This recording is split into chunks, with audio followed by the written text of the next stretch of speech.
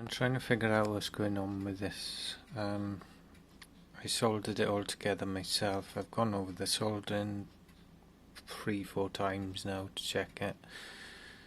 Tried a few different things. I fixed some problems. Only problems I've got is the voltage on V minus and L1. It's supposed to be -8 point something, but it's -15. On the diagram that's called test point 25, and L1 is I think it's an inductor. But you turn it on, it seems to work. I mean, I don't know about the lines. I mean, it could be a bad LCD or whatever, I don't know, but I'm not too concerned about that at the moment. I was told it was soldering, but I checked it all and it's still not working, so it's probably a faulty screen. But if I put it on the test signal, it does something, but nothing at all near what it's supposed to, and no amount of turning C4 makes any difference. You just turn it and turn it.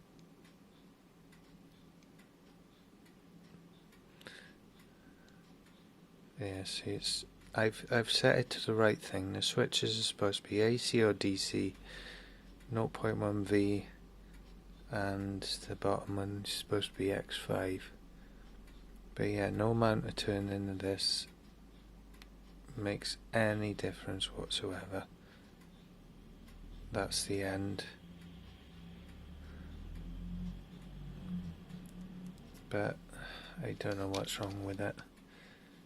I don't know anything about oscilloscopes, so I don't know how to test it. Let's just put an AC, see if that makes any difference. Well, it makes a difference, but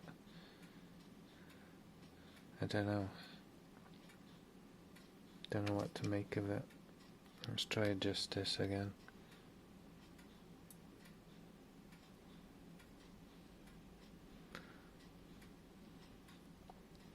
Something's obviously not working right. Maybe it has something to do with that flashing LED. I'm guessing the LED has got some sort of flash code errors, but I couldn't find anything at all online, so you know.